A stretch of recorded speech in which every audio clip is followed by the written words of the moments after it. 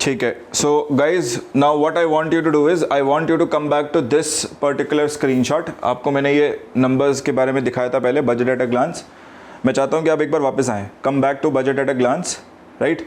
And now we shall start talking about this. ये जो column है रिवाइज्ड एस्टिमेट्स, इससे हम जो है कंपैरिजन ड्रॉ करेंगे. ठीक है, ये नंबर्स को हम कंसिडर करेंगे for calculation purposes and on the basis of this we can also calculate deficits. ठीक है, आप चाहें तो एक्चुअल्स पर भी कर सकते हैं. You can repeat the same exercise on these actuals also to understand how these deficits और how these numbers are changing.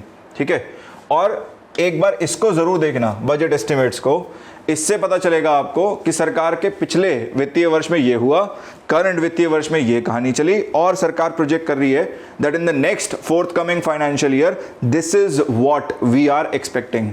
ठीक है, तो सरकार जो प्रोजेक्शंस करती है ना, वो भी इंपॉर्टेंट रहता है एक तरह से, है ना. उसमें आपको पता चलता है कि सरकार ऐसे कैसे इतना इंक्रीज कर देगी या इतना कैसे डिक्रीज कर देगी, right. For example a lot of experts, a lot of people last year they kept saying that government is imposing very high taxes on petrol, fuel, diesel, right. But बहुत simple था. अगर हम वहाँ पे सरकार का बजट देखते ना लास्ट ईयर, तो सरकार ने कहा था कि 2021-22 में हम फिस्कल डेफिसिट को बहुत तेज़ी से रिड्यूस करेंगे. We will reduce down our deficit by very heavy component. And government had very clearly stated that revenue receipts is going to increase. Revenue receipts में we already know that there are direct indirect taxes. इसका मतलब direct indirect taxes में component है जो contribute करेगा, जिसकी वजह से रेवेन्यू रिसिप्ट्स बढ़ेगा. अब डायरेक्ट टैक्सेस तो ऐसा कुछ मेजरली चेंज होगा नहीं. We know for a fact that it is not going to change much. इसका मतलब क्या है, सरकार अपने वो टैक्सेशन के लेवल्स हायर ही मेंटेन करने वाली है, जिससे कि ऑटोमेटिकली जब रिकवरी होगी इकोनॉमी में, automatically with the consumption of more and more fuel, taxes will automatically tend to receipts increase. ठीक है, तो मैं ये चाहता हूँ कि ये सारा ना जब आप समझ जाएं, once you start understanding all of this assessment will become very easy for you. तो आप प्रोजेक्शन देख के समझ जाते हो कि सरकार आने वाले वित्तीय वर्ष में ऐसा क्यों कर रही है, किस लिए कर रही है, right. And you are easily able to understand government's actions by looking at these numbers. आप रिलेट कर पाते हो इन नंबर्स से. ठीक है, so let me pick these numbers and let me write them in front of each of these accounts. ठीक है, सो रेवेन्यू रिसिप्ट्स में I can see it is 20.78 lakh crores, और I can write it down as 20.8 lakh crores. ठीक है, so revenue receipts कितना है, revenue receipts is 20.8 lakh crores. मैं यहाँ भी लिख देता हूँ 20.8 lakh crores. ठीक है, यहाँ पर भी जाके लिख देते हैं नेक्स्ट कंपोनेंट में that revenue receipts is rupees 20.8 lakh crores. 20.8 lakh crore रुपए सरकार के पास राजस्व प्राप्तियों के रूप में आएंगे, रेवेन्यू रिसिप्ट्स के फॉर्म में आएंगे. And we also need to look at how much of this component will come in the form of tax receipts and how much will come in the form of non tax receipts. एक बार ये भी देख लो. So when you look at tax receipts of the government, आप देखो second row में देखो आप, right. When you look at tax revenue, क्या दिखा रहा है, 17.65 है ना. और मैं इसको राउंड ऑफ करूं तो 17.7 ही हो गया. 17.7 लाख करोड़, 17.7 लाख करोड़ रुपए टैक्स रिसिप्ट से आएगा. 17.7 लाख करोड़ रुपया. बाकी बचा हुआ कितना है, how much is the remaining component, 3.13 है ना, 7. सो 3.1 ही ले लें. 3.1 lakh crore will come in the form of non tax receipts. 3.1 lakh crore. ठीक है, 17.7 एंड 3.1. सो यहाँ पे लिख देते हैं 17.7. टैक्स रिसिप्ट्स कितना हो गया, 17.7 lakh crore and 3.1 lakh crore will come from this. Now guys, carefully look at these numbers and tell me, do you understand why taxes are so important for the government now? सरकार के लिए टैक्सेस इंपॉर्टेंट क्यों है भाई? Taxes इसलिए इंपॉर्टेंट है because in revenue receipts majorly जो पैसा सरकार के पास डे टू डे आ रहा है, उस पैसे में से 20.8 लाख करोड़ में से 17.7 lakh crore, 17.7 lakh crore comes in the form of taxes only, है ना. अगर हम इसका परसेंटेज निकालने जाएं, अगर आप निकालने जाएं, this is more than 80% of day to day money that is received by the government. ठीक है ना.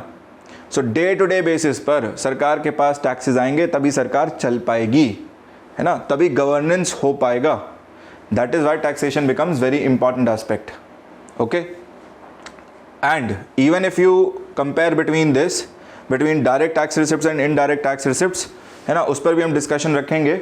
सो direct tax receipts, indirect tax receipts में ज़्यादातर कोशिश ये की जाती है कंट्रीज में that direct tax receipt should remain higher than indirect tax receipts, है ना. Ideally it should be that direct tax receipt should contribute higher 55 और मोर अ बिट, है ना, 55 के आसपास, और ये 45 रहना चाहिए. सो 55:45 का रेशियो मेंटेन होना चाहिए, आइडियली ये कहते हैं, right. But in our country we may find, है ना, because of imposition of GST we have seen that indirect tax receipts are rising, है ना, they are increasing very rapidly.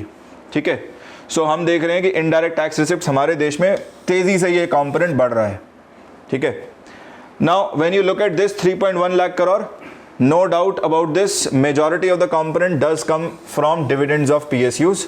Dividends of PSUs के ही majorly component आता है, जिसमें RBI एक बहुत मेजर कंट्रीब्यूटर है अपने आप.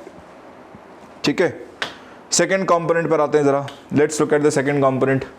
सेकेंड कंपोनेंट है हमारे पास रेवेन्यू एक्सपेंडिचर्स. रेवेन्यू एक्सपेंडिचर जब हम देखें तो ये 9th में टोटल एक्सपेंडिचर के अंडर, है ना, इसी के अंडर 10th कंपोनेंट जो दिख रहा है, total expenditure on revenue account. On revenue account, so revenue account का एक्सपेंडिचर कितना है? 31.67. तो राउंड ऑफ करके 31.7 lakh crore. Day to day receipt 20.8, है ना. और जो सरकार का खर्चा है day to day, that is 31.7 lakh crore. 31.7 lakh crore. थोड़ा टाइम लेना समझने के लिए कि क्या हो रहा है ये, राइट. हिंदी में एक बहुत फेमस कहावत है, आमदनी अठन्नी खर्चा रुपया. तो दिख रहा है, राइट, कि गवर्नमेंट का जो डे टू डे रिसिप्ट्स है that is less, but government's day to day expenditure is a bit more. ठीक है, 31.7 लाख करोड़. एक बार लिख देते हैं जाके, let's write this, 31.7 lakh crore.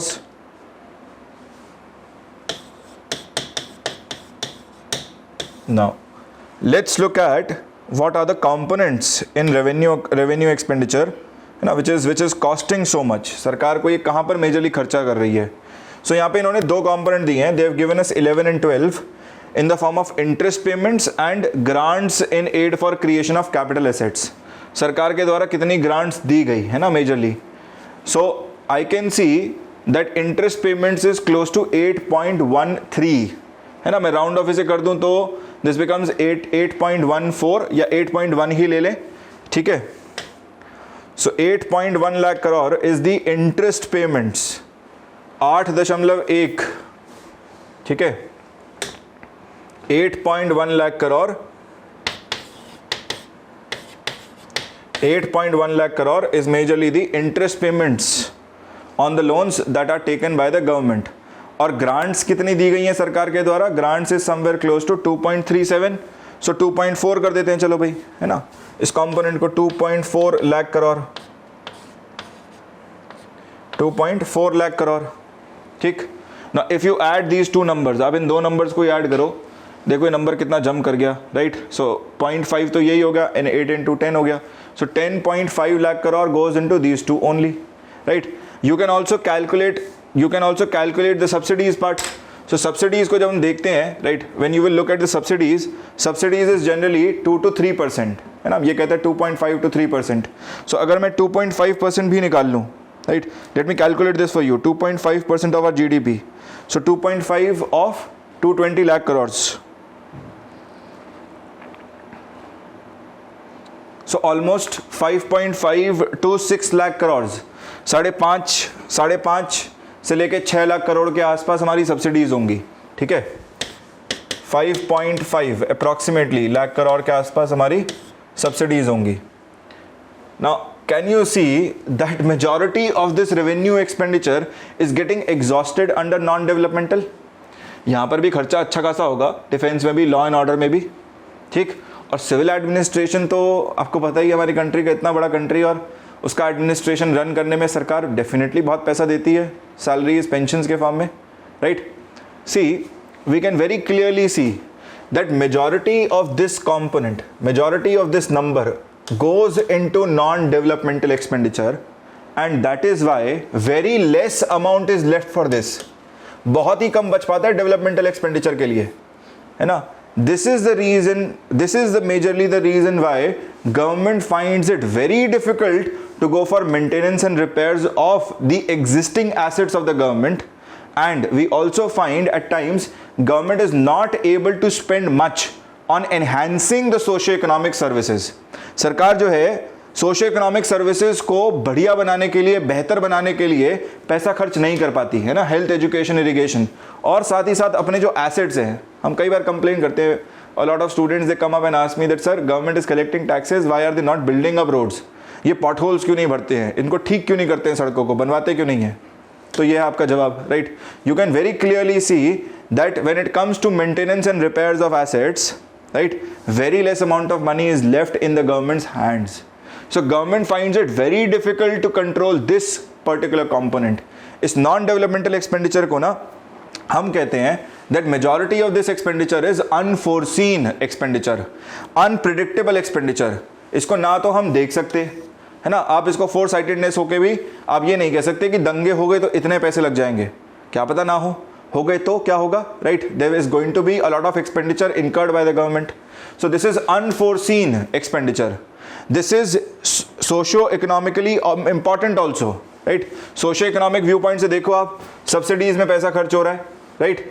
Security के पॉइंट ऑफ व्यू से इंपॉर्टेंट है, डिफेंस और लॉ एंड ऑर्डर में पैसा खर्च हो रहा है, so this expenditure is important from the point of view of security of the country, internal external both, right. It is socio economically important also, because subsidies नहीं देंगे तो नीचे वाला जो हमारा सेक्शन है, the lowest of the lowest, है ना, द लोएस्ट रंग ऑफ द सोसाइटी, उनको सब्सिडीज नहीं देंगे तो उनके पास खाने तक को नहीं हो पाएगा, ठीक है। सो सोशियो इकोनॉमिकली इंपॉर्टेंट है, आप कह सकते हैं सिक्योरिटी पॉइंट ऑफ व्यू से इंपॉर्टेंट है, अनफोर्सीन एक्सपेंडिचर है, and this expenditure to a very large extent government finds it very difficult to control. सरकार बहुत मुश्किल, मतलब लगती है सरकार को इसे कंट्रोल करने में, कई बार ये बहुत ज़्यादा एक्सीड कर जाता है, right, and this takes away majority of the resources of the government also, ठीक है। So I want you guys to remember this, ठीक है। अभी इस नंबर पर वापस आएंगे, will come to this interest payments once again, है ना। सो जस्ट होल्ड ऑन, मैं इस नंबर पर एक बार दोबारा आपको लेके आऊँगा, है ना, और इस पर जो मैंने स्टार लगाया I will come back to this again. So grants पर और इंटरेस्ट पेमेंट्स पर हम दोबारा एक बार देखेंगे, है ना। Let me come back to that snapshot again and let me take you to the third account. एक बार जरा तीसरे अकाउंट की भी बात करते हैं। So third component I have capital receipts, है ना, जो यहाँ पे फोर्थ के नंबर पे लिखा है, एंड आई कैन सी 16.91 लाख करोड़, 16.91 लाख करोड़, ठीक है जी।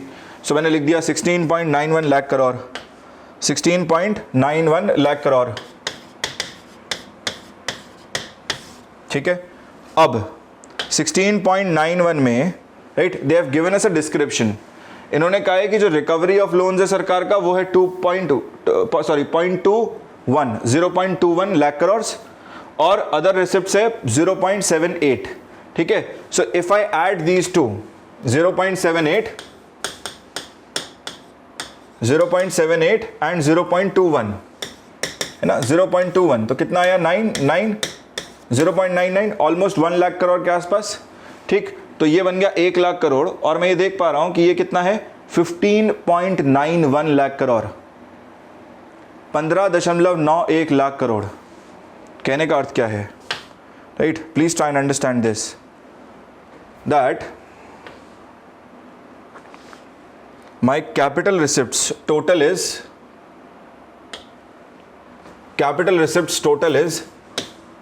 16.91 lakh crore, out of which, right, these three, ये जो पहले के तीन हैं A, B and C, है ना, these three they will together give somewhere close to 1 lakh crore to the government. 1 lakh crore रुपए तो इससे आ रहा है, बचा हुआ 15.91 lakh crore comes from borrowings, so remember this please. 15.91 lakh crore 15.91 lakh crore, 15.91 lakh crore रुपए सरकार उधार के बोरोविंग्स करके जो है अपना बजट पूरा कर रही है ना। This is the balancing component of the budget, है ना। हम आप खुद भी समझ सकते हैं ये बात। For example, if your earning is let's say 12 lakh rupees in a year and your expenditure, gross expenditure for the entire year is 15 lakh rupees, तो वो 3 लाख रुपए कहाँ से आया? वो 3 लाख रुपए आपका बोरोइंग के फॉर्म में आया, है ना। तो सरकार भी क्या कर रही है? सरकार ये बोरो करके अपने एक्सपेंडिचर्स को पूरा कर रही है, ठीक। बाकी रिसिप्ट्स तो ज़्यादा कुछ जनरेट नहीं कर रही हैं इस अकाउंट में, हम देख रहे हैं। It is just 1 lakh crore rupees, yes और नो, राइट। अब मैंने आपको देखो यहाँ पे लिखवाया था that most of these receipts they carry repayment liability. So can you see this that out of 16.91 lakh crore, 15.91 lakh crore will carry repayment liability. Most हो गया, राइट। ज़्यादातर पैसे पर रीपेमेंट लायबिलिटी सरकार को इसे इंटरेस्ट के साथ चुकाना पड़ेगा, ठीक। Now carefully look at this number 15.91 lakh crore, ठीक है। ये सरकार ने इस साल बोरो किया है। और अब ध्यान से इस नंबर की ओर देखिए, interest payments on the loans taken by the government, ठीक। सरकार ने 15.91 लाख करोड़ रुपए लिया, 15.9 ही ले लो उसे आप, ठीक, जिसमें से 8.1 लाख करोड़ रुपए तो पिछले बोरोइंग्स ली गई उस पर इंटरेस्ट चुकाने में ही निकाल दिया, ठीक है। सो 15.9, ठीक है। Let me take a blank screen. 15.9 lakh crore, जिसमें से 8.1 lakh crore has been utilise just to pay the interest of the old loans, है ना। कितना आया? 7.8 लाख करोड़, मतलब 8.1 तो बिल्कुल ही चला ही गया अनप्रोडक्टिव एसेट्स में, राइट। उससे कोई एसेट क्रिएशन नहीं हो पाया, कोई एसेट क्रिएशन नहीं हो पाया। And government has borrowed more than the interest that it has paid back. इससे पहले अगर हम देखने जाएं, before corona, if you go back, right, and if you look at the budgets of the government, generally the trend was that government would borrow almost equivalent amount as the interest it had to pay back. मतलब सरकार को जो interest चुकाना होता था, मान लीजिए 4 लाख करोड़ रुपए देना है, ठीक है, 4 लाख करोड़ रुपए इंटरेस्ट के फॉर्म में देना है, वही सरकार बोरो कर लेती थी, ठीक। अब हम क्या देख रहे हैं कि सरकार को चुकाना तो कितना है? 7.8 लाख करोड़, लेकिन सरकार ने उधार कितना ले लिया है? ज़्यादा लिया है। ये क्या बता रहा है आपको? What is this telling you? This is telling you that see government had to enhance its role in the corona period, government had to revamp its schemes, government had to put in more money in the economy just to lift it up, ठीक है। सरकार के जो efforts थे वो बढ़ गए, सरकार के जो खर्चे थे वो बढ़ गए, है ना। मार्केट्स परफॉर्म नहीं कर रहे थे, सरकार को ग्रेन्स प्रोवाइड करना पड़ा, तो वेलफेयर कंपोनेंट की तरफ भी बढ़ा, प्रोडक्शन कंपोनेंट की तरफ भी सरकार को बढ़ाना पड़ा, right, so as to create more job, so as to restart the economy, है ना, to give it a push. तो हम देख सकते हैं कि सरकार का अब जो बोरोइंग वाला पार्ट है ना, this borrowing component has increased in the past 2-3 years. ये अचानक से बहुत तेजी से बढ़ रहा है। And is this good? है ना, एक क्वेश्चन आता है दिमाग में, is this good for the economy? No, not at all. This is not at all good, right. आप श्रीलंका वाला कहानी याद रखो, ठीक। आप स्टेट्स के ऊपर देखो अभी कि स्टेट्स की हालत क्या है। Some of these states have been pointed out by this report which has been published by Michael Dev Patra, है ना। सो आरबीआई के जो डिप्टी गवर्नर ने, उन्होंने रिपोर्ट पब्लिश की थी माइकल देव पात्रा ने कि हमारे भारत के कुछ स्टेट्स जो है उनका फाइनेंशियल पोजीशन ठीक नहीं है, ठीक। आप सेंटर का ही देखिए ना, सेंटर कितना ज़्यादा बोरो कर रहा है, right. So definitely there is a need to reduce this borrowing and also need to understand that on the past borrowings government will definitely have to pay back some interest. सरकार को कुछ interest चुकाना पड़ेगा, ठीक है।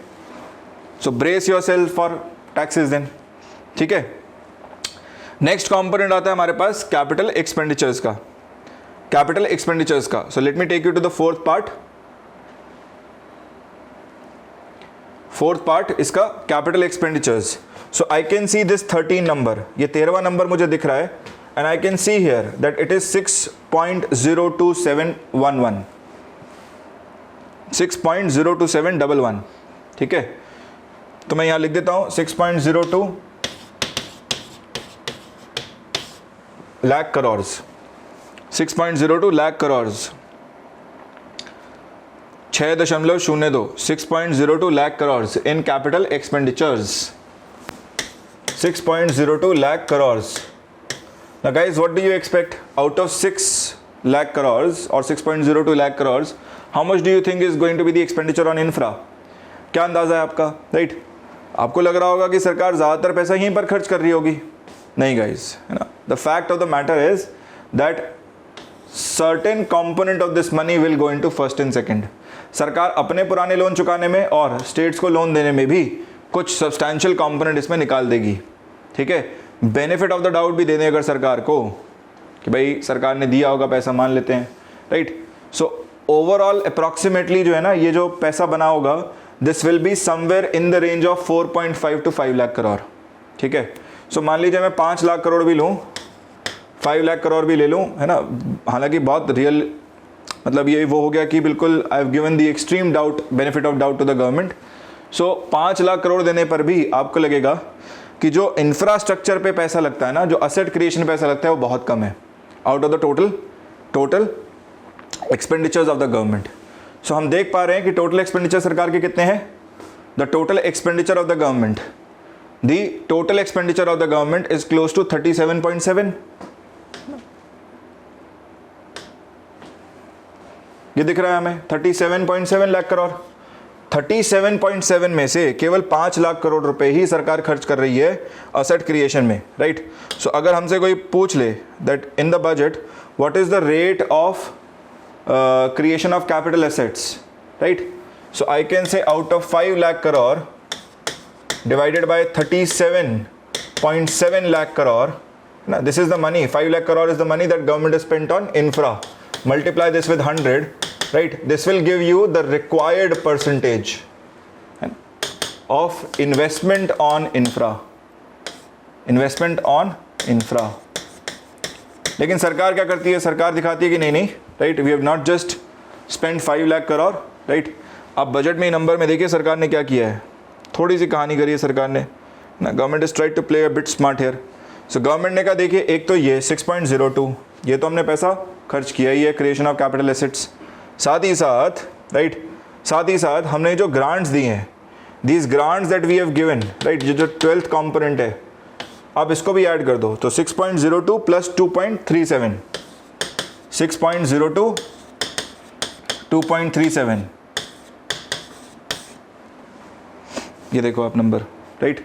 Look at this number, effective capital expenditure 14th component effective capital expenditure 8.4. सरकार कह रही है कि हम ये पैसा जो है 8.4 जो है ये कैपेक्स के फॉर्म में ही खर्च कर रहे हैं.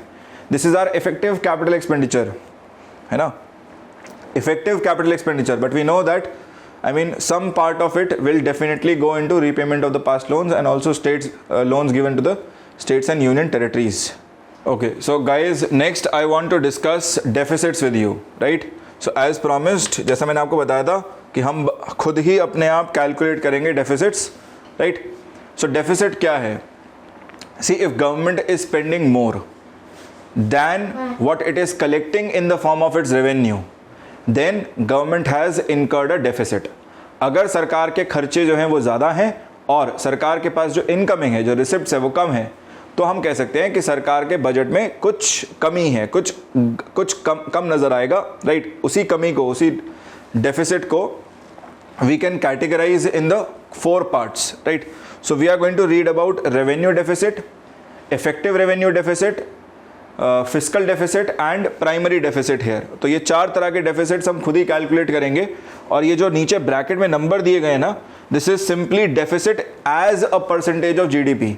जीडीपी के परसेंट के फॉर्म में डिनोट किया गया है, हम इसे भी कैलकुलेट करके निकाल सकते हैं. So don't worry about this, okay. So if you look at this, deficit क्या है? Deficit is simply when the government is spending much more money, when its expenditure is way more as compared to its receipts or its revenue, then we can say that government has incurred deficit. Now there are majorly 3 kinds of deficits, right? पहला revenue deficit हो गया, दूसरा हमारे पास fiscal और तीसरा primary. But revenue deficit का we also have an alternate form which is in the form of effective revenue deficit, ERD. ठीक है? So I am beginning with the very first one which is my revenue deficit itself. So मैं आ रहा हूँ पहले component पे ही जिसका नाम है रेवेन्यू डेफिसिट. रेवेन्यू डेफिसिट क्या है, right? What is revenue deficit exactly? See revenue deficit is simply revenue expenditure minus revenue receipts. ये है सिंपल सा formula, revenue expenditure minus revenue receipts. Now what I want you guys to do is simply look at the numbers. आपको जो मैंने numbers लिखवाए हैं आप उन नंबर्स पर वापस जाइए. ठीक है. So what did we write? So I think we wrote for revenue receipts 20.8 है ना, एंड रेवेन्यू एक्सपेंडिचर कहाँ है? Revenue expenditure is here 31.7. So 31.7 minus 20.8, 31.7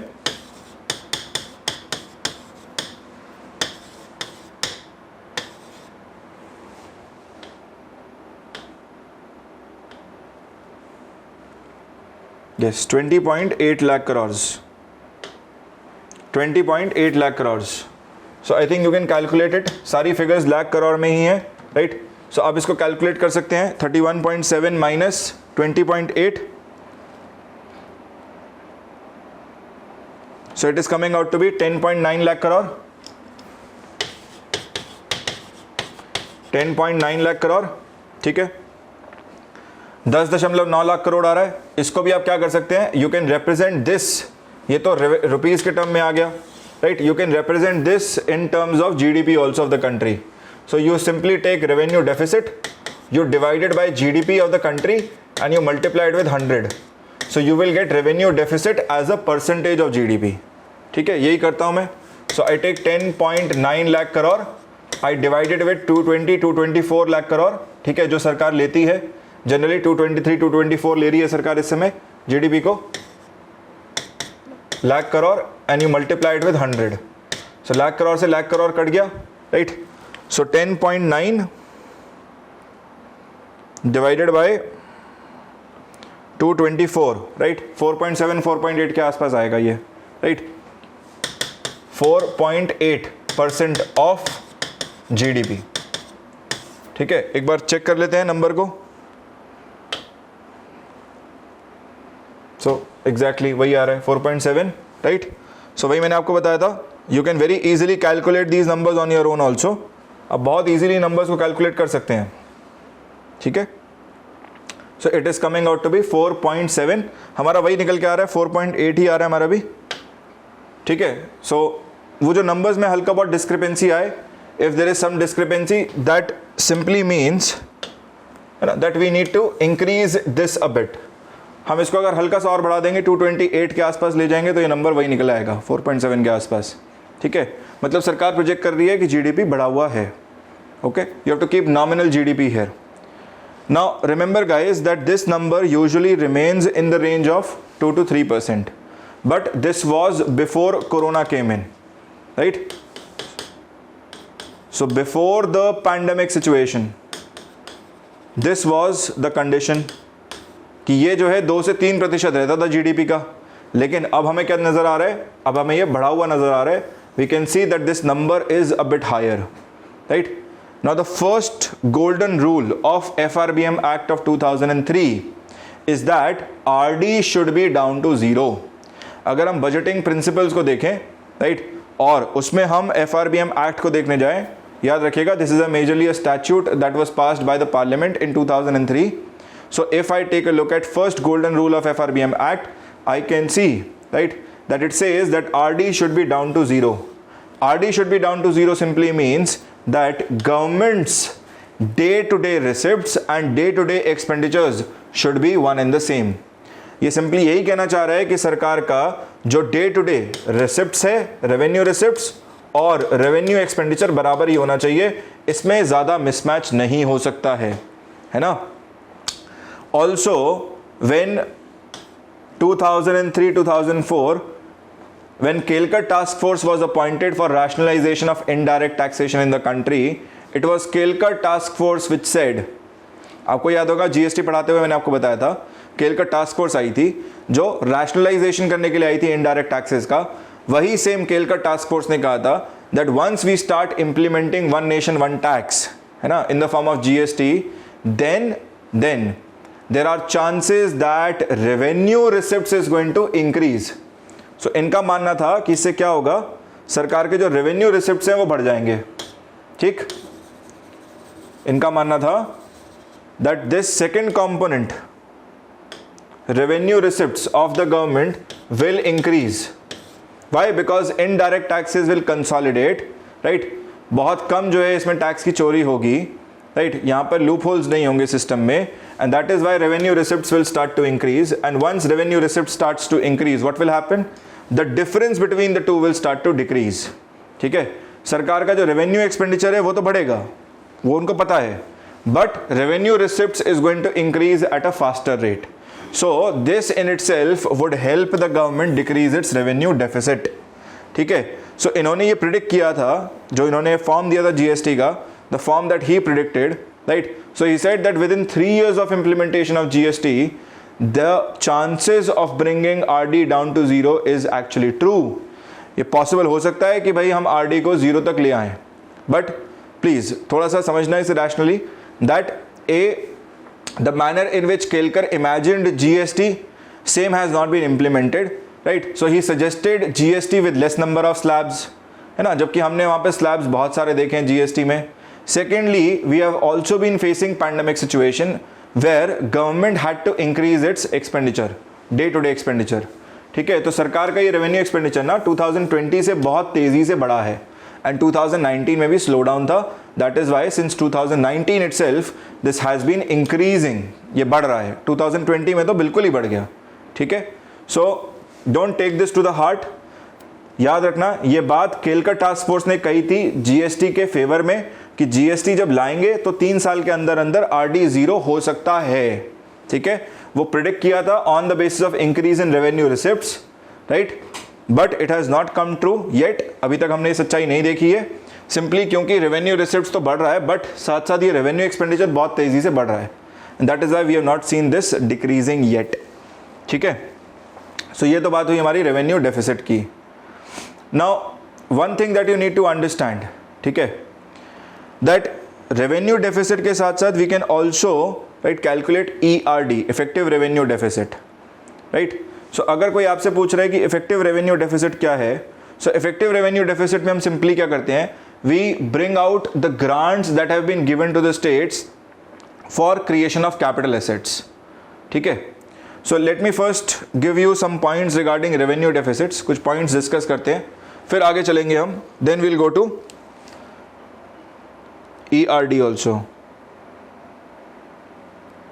So yeah, first component that you have to remember, that revenue deficit implies that government's current expenses are way more as compared to its current revenues, and thereby government will have to use up the savings of other sectors of the economy to finance its consumption expenditure.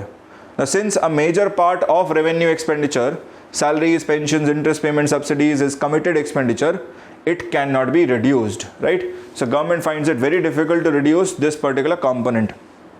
When government is faced with revenue deficit, it generally reduces the productive capital expenditure, which means this is also not good, है ना। जब ये सरकार का deficit देखे जाते हैं, revenue deficit जब बढ़ता है तो ऑटोमेटिकली सरकार का कैपिटल एक्सपेंडिचर कम होता है ना, वेलफेयर एक्सपेंडिचर कम होता है, तो ये भी अच्छा नहीं है, right? So government reduces productive capital expenditure, welfare expenditure to cover up the excess revenue expenses, which means lower future growth and adverse welfare implications also, right? So this is definitely not good for the economy. So ये तो बात हुई हमारी revenue deficit की. Next, let me take you to fiscal deficit. फिर जाएंगे, right? Then we'll go to effective revenue also. So second deficit जो हमारे पास निकल के आ रहा है वो है fiscal deficit. Fiscal deficit, fiscal deficit simply क्या है, fiscal deficit is the difference between government's total expenditure, revenue and capital, and its total receipts. Formula में अगर लिखना चाहें तो आप लिख सकते हैं fiscal deficit is simply total expenditure minus total receipts except borrowing, except borrowing, right. So आप इसमें क्या करेंगे, फिस्कल डेफिसिट निकालने के लिए, राइट, अगर हमें अकाउंट्स के टर्म में बात करनी हो, so I need to add up total expenditure. So I will add my revenue expenditure and capital expenditure, which is my account number 2 and account number 4. इनको ऐड कर दिया आपने, राइट, इनको एक जगह ले लीजिए, and then subtract the receipts, total receipts except borrowing, right. So हमने टोटल रिसिप्ट्स में क्या रखना है, minus revenue receipts plus capital receipts except borrowing, which means capital receipts में आप फर्स्ट 3 कंपोनेंट्स रख लीजिए, A B and C, just exclude the D part, ठीक है। आपको क्या करना है, you just have to exclude the 4th component.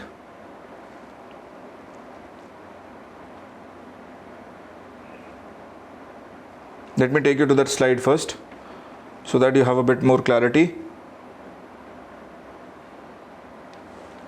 Yes, so ये हमारा कैपिटल रिसिप्ट्स में I can C A B C, है ना, ये तो बोरोइंग नहीं है, सो इन तीनों को रख लेंगे, ए बी सी को। 4th ये जो है बोरोइंग, इसको एक्सक्लूड करना है, ठीक है। So I have taken account number 1 and account number 3, but in account number 3 I need to exclude borrowings.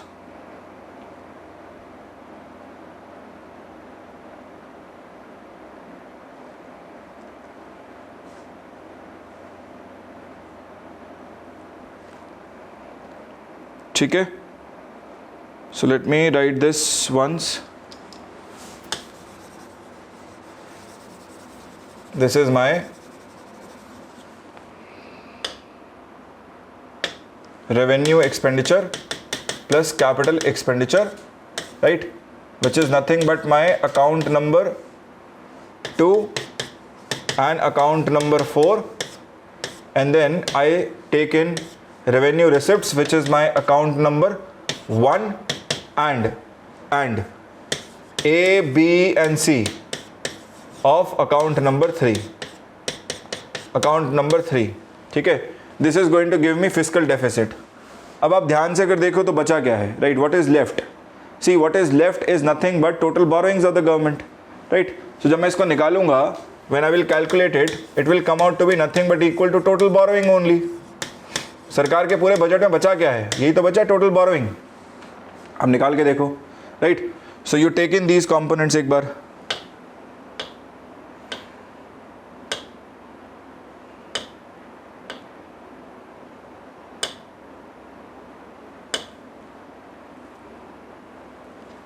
So receipts हमें ऐड करना था account number 2 and account number 4, right, which is my expenditures. So total expenditure कितना निकल के आ रहा है, 37.7 lakh crore, 37.7 lakh crore. Let me take it here only, 37.7 lakh crore minus क्या करना है, I need to take in account number 1 revenue receipts, which is 20.8 lakh crore, 20.8 lakh crore, ठीक। Plus, I also need to add up capital receipts except borrowings. Right? So 0.21 या 0.22 plus 0.78, which is nothing but 1 lakh crore. 1 lakh crore, right?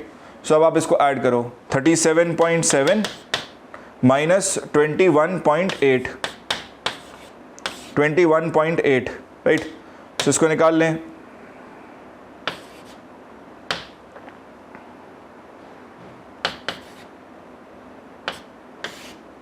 कितना आया ये, you can very carefully look at this, right. Same number निकल के आ रहा है 15.9 lakh crore, 15.91 lakh crore. So magic नहीं है, this is not any magic, right. So when you calculate it on your own, it also becomes very easy to understand. अब खुद ही समझ में आ रहा है कि ये नंबर वही निकल के आएगा जो बोरोइंग का नंबर होगा, है ना। So this number is nothing but equal to 15.91 lakh crore, 15.91 lakh crore. Now guys, if you carefully look at the formula that I have written, जो मैंने ये टॉप पे फॉर्मूला लिखा है,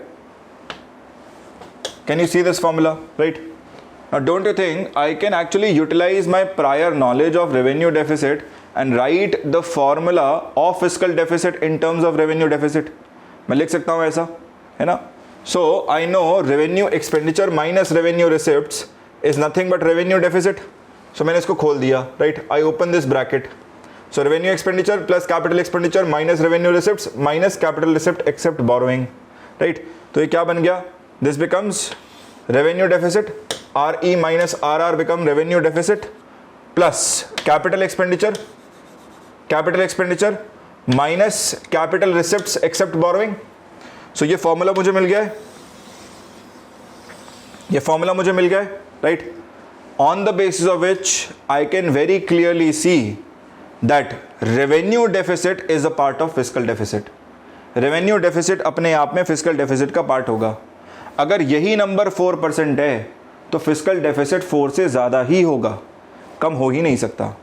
ठीक है, so revenue deficit itself is a contributor to fiscal deficit, right? So revenue deficit अगर हमारा 10 लाख करोड़ रुपए निकल के आ रहा है, 5 लाख करोड़ रुपए निकल के आ रहा है, तो फिस्कल डेफिसिट डेफिनेटली उससे ज़्यादा ही होगा, उससे कम पॉसिबल हो ही नहीं सकता. ठीक है, सो रिमेंबर दिस प्लीज़. हम पीछे से भी देख सकते हैं कि हमारा revenue deficit was coming out to be equal to, हमने निकाला था इस नंबर को, revenue deficit 31.7 minus 20.8, right. So ये 10.9 लाख करोड़ आ रहा था, if you remember 10.9 lakh crore, right. So I can C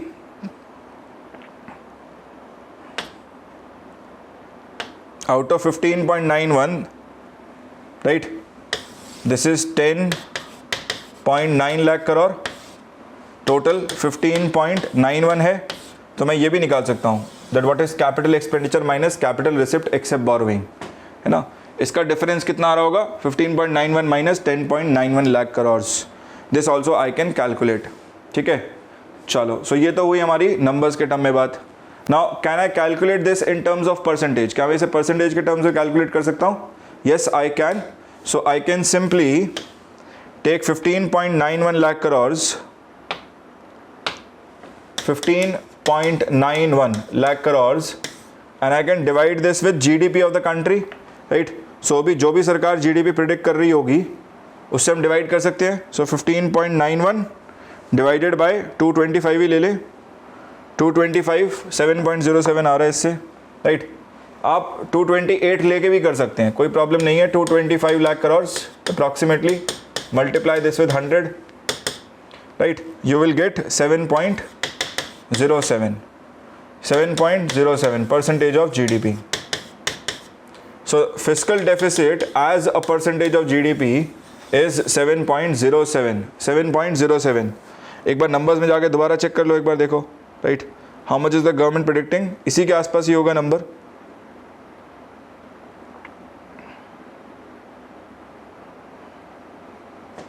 yes, the number government is predicted is close to 6.9. ठीक है, वही आ रहा हमारा भी 7.0 ही आ रहा है, नॉट दैट फार.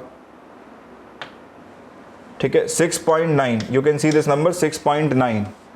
ठीक है, so this was about fiscal deficit. Now what is the majorly the problem with respect to fiscal deficit? Fiscal deficit के साथ प्रॉब्लम क्या है सर, है ना. See, higher the fiscal deficit, जितना ज़्यादा ये हाई होगा,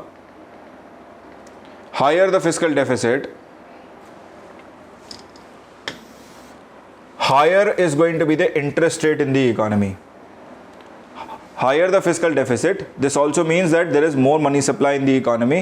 That is why the central bank will decide to increase the interest rates to control the flow of money, right?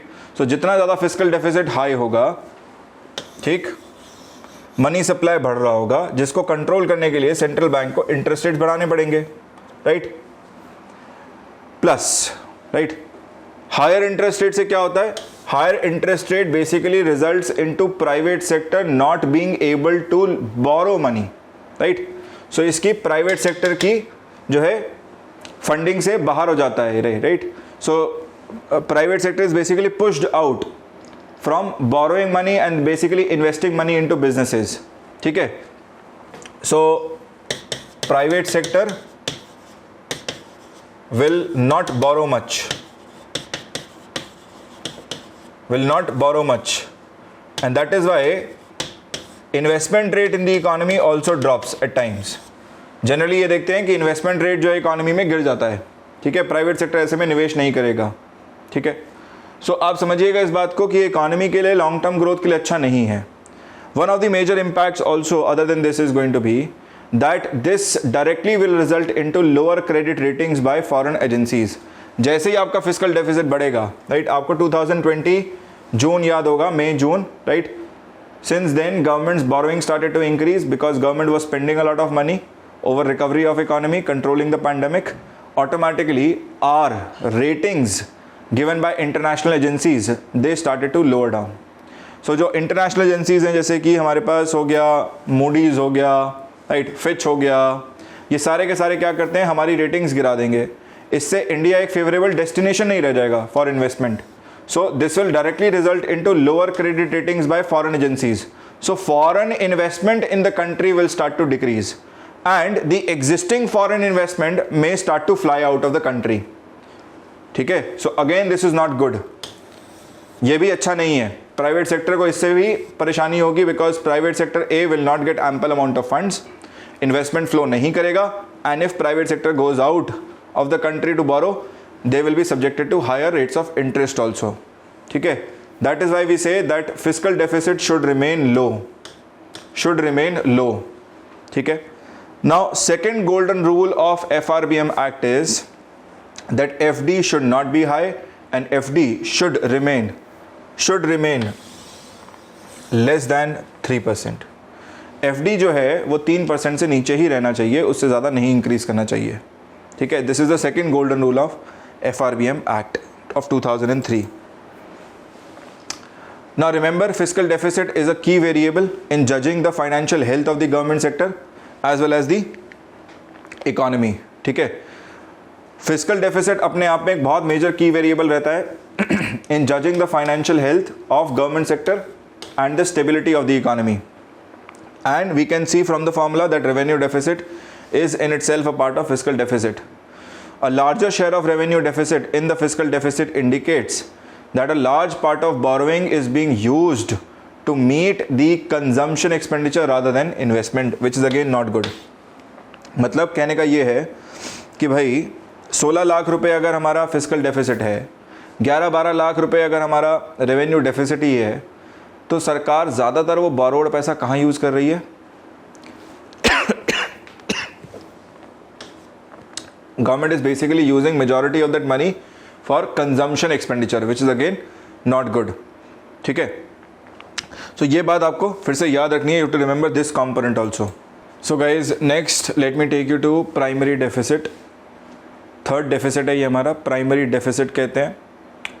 So primary deficit majorly tries to look into the deficit part of the government by excluding the interest payments which are made by the government. So primary deficit को ना कई बार हम real deficit भी कहते हैं.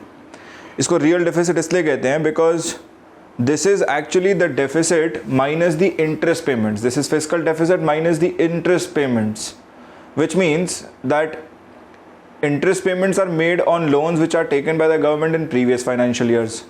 ना सरकार ने जो पुराने सालों में वित्तीय वर्षों में जो लोन्स लिए होंगे उन पर सरकार को इंटरेस्ट चुकाना पड़ रहा होगा. ठीक? तो अगर सरकार ने लोन ना लिए होते, है ना, मान लीजिए अगर गवर्नमेंट चेंज हो रहा है, if the government has changed in the past year, so if the previous government had not taken up loans, then the current government would not be subjected to payment of interest, है ना. So basically क्या है, ये सरकार के current financial year में उसकी performance को जानने के लिए बहुत इंपॉर्टेंट हो जाता है, that in the current financial year how has the government performed actually. Okay, so what do we do in primary deficit? This is basically the fiscal deficit minus the interest payments, and it tells us how much of the government's borrowings are going towards meeting the expenses other than interest payments. ठीक है? So simple सा formula है, primary deficit is equal to fiscal deficit minus the interest payments in revenue expenditure. Now we know fiscal deficit is 15.91 lakh crores. ठीक है? 15.91 lakh crores minus the interest payments, it is 8.1 lakh crores, 8.1 lakh crore. आप minus करके देखो, right, how much are you getting? 15.91 minus 8.1,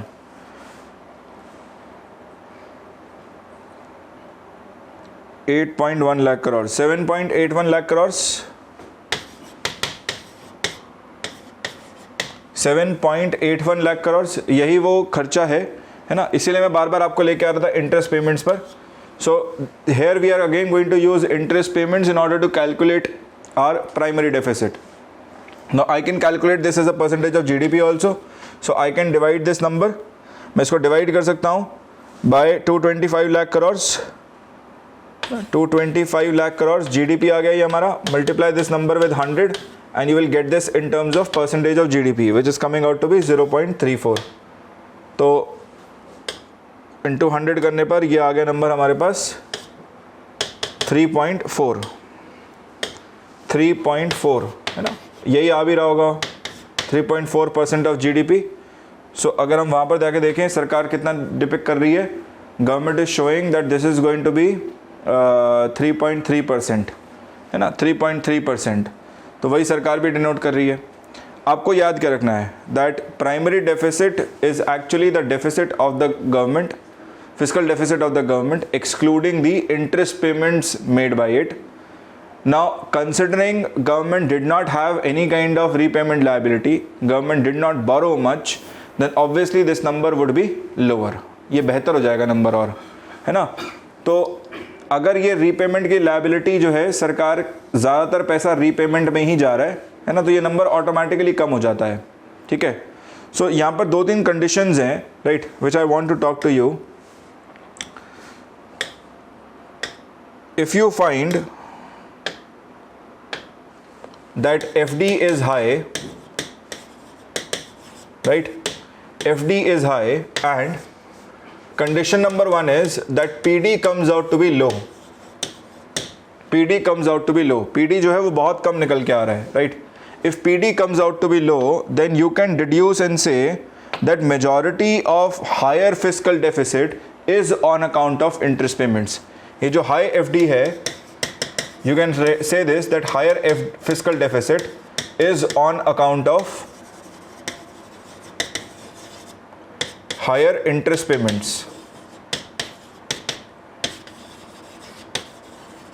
यही culprit है, interest payment, जिसकी वजह से FD हाई निकल के आ रहा है.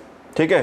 तो ऐसी सिचुएशन में कोई दिक्कत नहीं है, सरकार ठीक ही काम कर रही है, right. Government is performing really well in current scenario. They are just trying to lower down their liabilities and then they are not borrowing much in order to meet their current expenses, which is actually good, right.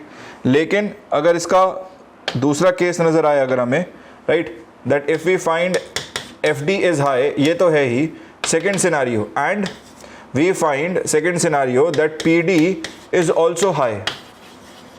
PD is also high. This means that the economy is facing some tough scenario, right? इससे आप ये deduce कर सकते हैं कि economy में कुछ structural problem है. There is some structural problem in the economy, है ना, और the economy is passing through a phase of uncertainty. जैसे पैंडेमिक की सिचुएशन हो गई, राइट. तो सरकार को यहाँ पर बोरोइंग करके खर्चा भी करना पड़ रहा है. इंटरेस्ट में तो चुका ही रही है, लेकिन साथ साथ और भी खर्चे करने पड़ जा रहे हैं, जिसकी वजह से असेट क्रिएशन ऐसा कुछ खास नहीं हो पा रहा है. असेट क्रिएशन होता तो ऑटोमेटिकली रेवेन्यू रिसिप्ट्स बढ़ रहे होते. ठीक है. So if we find PD is high and FD is high and PD is also coming out to be high, then the situation may be that the economy is facing structural issues, economy is facing structural problems, and economy is passing through a phase of uncertainty. Anything can be possible here. ठीक है. तो ये बात आपको याद रखनी है with respect to primary deficit. Now there are a few statements with respect to it. तो कुछ statements देख लें.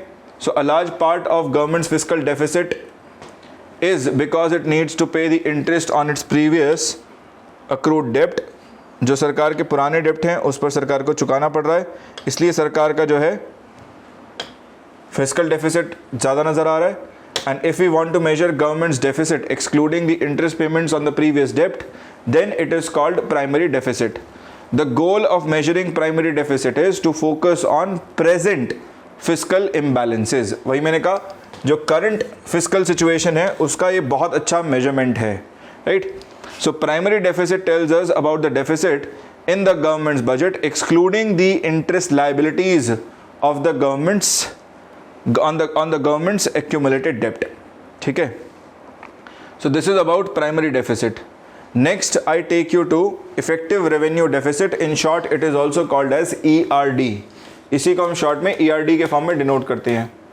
सो व्हाट इज ERD, है ना, ERD क्या है हमारा,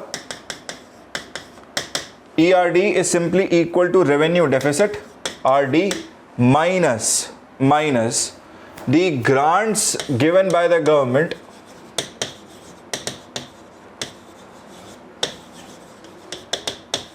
for creation of capital assets.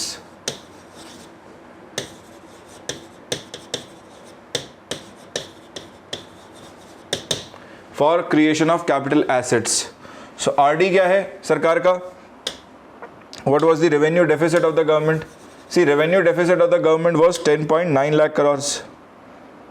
लिख दो आप 10.9 lakh crores minus how much did the government how much grants did the government give for creation of capital assets? ये भी सरकार ने खुद अपने आप स्पेसिफाई किया था, right. This was close to 2.37 something, right. So हमने इसको 2.4 लाख करोड़ ले लिया, 2.4 lakh crore, right. Now you subtract it, what do you find? 8.5 lakh crore, 8.5 lakh crore आ रहा है, right. 8.5 lakh crore approximately ERD इतना रहे. Divide this number by GDP, right, and you get 225 lakh crores. Multiplied this number with 100, you get effective revenue deficit as a part of GDP, as a percentage of GDP. So 8.5 lakh crore divided by 225, 3.7 something, right. So कितना है ये? 3.7% of GDP. 3.7% of GDP. ठीक है, देखिए कई बार इसको भी real deficit कह देते हैं. So at times this is also referred to as real deficit. तो कंफ्यूज नहीं होना, ठीक है. प्राइमरी डेफिसिट और इफेक्टिव रेवेन्यू डेफिसिट दोनों में से बोला जाता है, ठीक है. कुछ बुक्स प्राइमरी डेफिसिट को लिखती है रियल डेफिसिट, कुछ बुक्स लिखती हैं कि ये रियल डेफिसिट है, right. Do not get confused. I will tell you why this was brought in and how it was brought in, right. Effective revenue deficit बाकी कंट्रीज अपने बजट में नहीं निकालती, ठीक है. अकाउंट्स की भाषा में there is nothing called as effective revenue deficit. This was basically an invention, right, which was made in India only. So remember there was FRBM act that was brought in 2003. Now FRBM act when it came in 2003, it mandated that government will have to bring down its revenue deficit in 6 years. तो 2003 में कानून लाया गया. कहानी सुनना समझना, okay. In 2003 the law was brought in. Government was given 6 years up to 2009 to lower down its revenue deficit, right. Now government was performing really well 2006-7, right. Then suddenly in 2008 government faced global financial crisis. So in 2008 suddenly government's expenditure started to increase. सरकार के खर्चे वापस बढ़ने शुरू हो गए, right. जिसमें majorly क्या बढ़ रहा था? रेवेन्यू एक्सपेंडिचर बढ़ रहा था, ठीक. Now some of this expenditure was going in the form of grants also. So grants are also increasing, right. Now the then finance minister Pranab Mukherjee, who is ex president of India, he actually applied himself, right. He came up with this invention. Now he wanted to show, I mean as a part of the government wanted to show revenue deficit is still decreasing, right. वो दिखाना चाहते थे कि देखिए अभी भी इतनी परिस्थिति खराब होने के बावजूद भी हम जो है रेवेन्यू डेफिसिट कम कर रहे हैं, right. So they tried to find out one of that components which is being given by the center to the states, which is being given in the name of creation of capital assets. So इन्होंने argue किया, इन्होंने कहा कि देखिए हम जो grants देते हैं, ठीक है, हम जो ग्रांट्स देते हैं स्टेट्स को, हम देते हैं for creation of capital assets, right. तो सही मायनों में ये पैसा कैसा हुआ? This money that we are giving to them should be categorised under capital expenditure and not under revenue expenditure, and that is why there is a need to exclude it, ठीक है. सो ऑटोमेटिकली फॉर्मूला बना फिर कि revenue deficit जो भी निकल के आ रहा है, you exclude the grants and what you get is now ERD, effective revenue deficit. क्योंकि लॉजिकली स्पीकिंग ग्रांट्स लिखी तो जाती है रेवेन्यू एक्सपेंडिचर में, ये कह रहे हैं ये यहाँ नहीं लिखी जानी चाहिए. Rather than writing it down under account 2 we should be writing it under account 4. So you subtract it and what you get is effective revenue deficit. ठीक है, so 2009 से हमारे बजट में effective revenue deficit भी calculate किया जाने लगा. This is the story. So guys, we are done with budget. ठीक है, but before I move to the next topic, I want to discuss with you expansionary और contractionary fiscal policy. जैसे हमने monetary policy में देखा था expansionary and contractionary monetary policy, I want to discuss this part also. तो यहाँ पर ये जनरली आप टर्म्स देखेंगे, दो terms, expansionary fiscal policy and contractionary fiscal policy.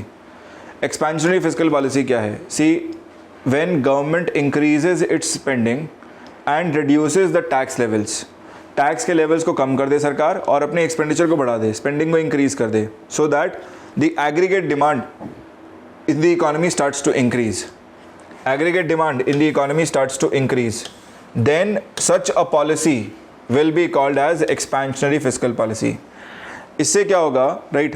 Such a kind of policy is going to fuel the engine of the economy, the growth engine of the economy, right? Because we are reducing the tax levels, we are encouraging the producers to produce more, we are encouraging the consumers to consume more. है ना? So decreasing the tax level is going to fuel the economy and increasing the government spending will increase the aggregate demand level. और जब सरकार खर्च करेगी, for example जब सरकार सड़क बनाने जाती है, सरकार टेंडर निकालेगी, कंपनी को टेंडर मिलेगा, तो कंपनी अपने पास जॉब्स क्रिएट करेगी. Then it is going to buy material, bricks खरीदेगा, है ना, सीमेंट परचेज करेगा, they are going to purchase various kinds of materials, plus they are going to hire machinery. So that in itself is going to create a lot of jobs and wages also. ठीक है, so when government goes for spending, increase in its spending, it results into creation of jobs and wages downstream, है ना. so यहाँ पर क्या है, jobs भी create होती हैं, wages भी create होती हैं, so automatically again aggregate demand increases. So as a result, with more money in the economy and fewer taxes to pay, consumer demand increases for goods and services, and this in turn it rekindles business to turn the cycle and produce more. ठीक है, तो stagnation से निकल के वो क्या करेंगे, और ज़्यादा प्रोडक्शन अपना enhance करेंगे. So ये कब लगाया जाएगा? If you find that the economy is passing through a recessionary phase, a stagnate phase, then government may deploy an expansionary fiscal policy in itself. ठीक है, नेक्स्ट अगर हम इसमें देखें ना, तो आप देखिए क्या कर रही है सरकार. Spending, government spending is greater than taxation, right. So taxation is smaller than government spending. Spending, taxation जो है कंपोनेंट कम कर रही है और साथ साथ स्पेंडिंग को अपने बढ़ा रही है. ठीक है, तो ये हो गया हमारे पास एक्सपेंशनरी फिस्कल पॉलिसी. नेक्स्ट आते हैं हम कॉन्ट्रैक्शनरी फिस्कल पॉलिसी पे. सो ऑपोजिट है, right. Contractionary is going to be the just the opposite of it. So under contractionary fiscal policy, government will increase its taxation level, right, to suck the money out of the economy and is going to reduce its spending level. So यहाँ पर सरकार अपने खर्चे कम करेगी, ठीक है, reduce करेगी spending को और टैक्स लेवल्स को इंक्रीज कर देगी so as to pull money out of the economy, and thereby this will directly result in decrease in aggregate demand level in the economy. Now, when is this measure deployed? This measure is generally deployed when inflation in the economy is higher, and we need to decrease that rate of inflation in the economy. Then such a measure is applied. ठीक है, जब economy को थोड़ा slow down करने की ज़रूरत हो, या फिर इकोनॉमी में इन्फ्लेशन बहुत हाई नज़र आ रहा है, चीज़ों के दाम बहुत तेज़ी से बढ़ रहे हैं, तब ऐसे में ये मेजर्स डिप्लॉय किए जाते हैं सरकार के द्वारा. So in such a situation, government can make use of its fiscal policy to decrease public expenditure, public spending, and increase the tax levels to pull the money out of the economy and thereby decrease the money in circulation. So ऐसे में सरकार क्या करेगी? Taxation के component को बढ़ा देगी, government spending को कम कर देगी. ठीक है, so this is contractionary fiscal policy. So guys, next topic that we are going to study is our finance commission. Finance Commission. This is the last topic in fiscal policy. Finance Commission. So Finance Commission is a constitutional body. ये कैसी body है? ये एक संवैधानिक body है. It is a constitutional body.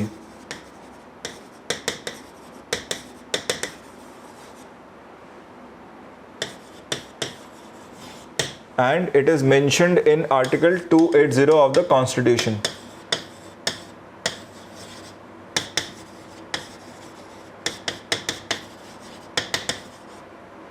Article 280 of the Constitution. Now we have seen 15th Finance Commission, है ना, recently हमने 15th Finance Commission देखा है.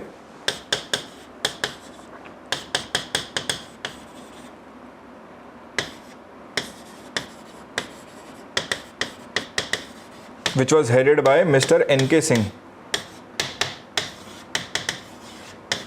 So इसके chairman Mr. N.K. Singh, right? And it has given us recommendation from 2021 to 26. ठीक है. So process जो है constitute करने की वो काफ़ी पहले शुरू हो जाती है. So process to constitute Finance Commission began somewhere in 2017 itself, right? When budget allocation was made in 2017. Now majorly the job of Finance Commission is to recommend. ठीक है. तो इस संवैधानिक बॉडी का काम क्या है? So article 280 of the constitution itself specifies what is the job of the body. ठीक है. So the job of the body is to recommend.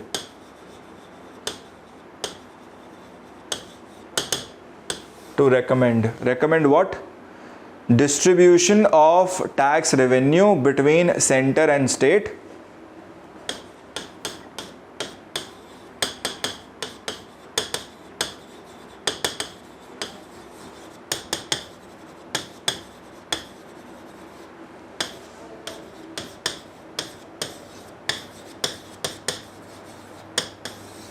Right?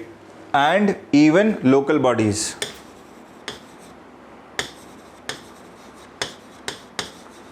And even local bodies, right? But याद रखिएगा local bodies, state और local bodies के बीच में जो distribution होगा tax revenue का वो स्टेट फाइनेंस कमीशन स्पेसिफाई करता है.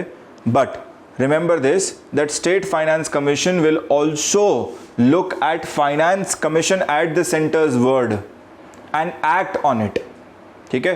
तो अगर सेंट्रल फाइनेंस कमीशन आके कह रहा है कि हमें म्यूनिसिपल बॉडीज़ को, पंचायत को और पैसा रिसोर्सेज डाइवर्ट करने की ज़रूरत है और डिवोल्यूशन करने की नीड है, डिस्ट्रीब्यूशन ज़्यादा होना चाहिए, सो स्टेट फाइनेंस कमीशन आने के बाद उसी तरफ उसी दिशा में काम करेगा. ठीक है. तो ये बात याद रखिएगा. So its job is to recommend distribution of tax revenue between centre and state and currently this number stands at 42. ठीक है. 42% डेवोल्यूशन जो है वो स्टेट्स की तरफ करना पड़ेगा. जो भी टैक्स रेवेन्यू आएगा rest will be kept by the center itself. ठीक है. Second, its job is also to recommend the grant in aids to the state. जो भी grants दिए जाने चाहिए states को, right, वो भी recommend करने का काम इसी body का है. So to recommend the grants in aid.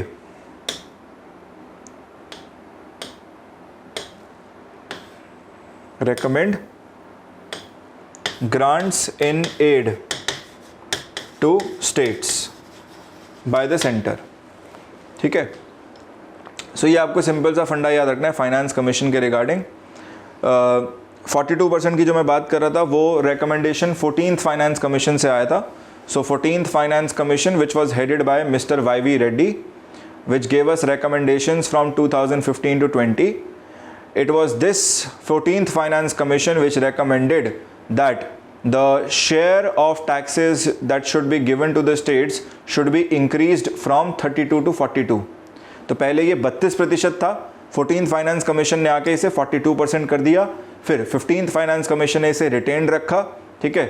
सो साल 2020 में 2020-21 के लिए 41 और 1 कर दिया था. 41% स्टेट्स को और 1% specifically union territory of Jammu Kashmir and union territory of Ladakh. इन दो यूनियन टेरिटरीज़ को जाए. ठीक है. स्पेसिफिक देने की कोशिश की थी ताकि दोनों यूनियन टेरिटरीज़ अपने को फंडिंग से they can build up the necessary governance structure. ठीक है. और फिर 2021 से 26 के बीच में 42% वही रिटेन्ड है. So there is no change in this. ना ही इसे इंक्रीज़ किया गया है, बियॉन्ड 42 भी नहीं लेके गया गया है, and it has not been decreased also. It has been retained at the same level which is 42% of the tax revenues. ठीक है. So this is a constitutional body. इस पर क्वेश्चन बनने की संभावना रहती है. So remember this will also be taught to you in polity. तो वहाँ से भी आप इसको पढ़ सकते हैं. ठीक है.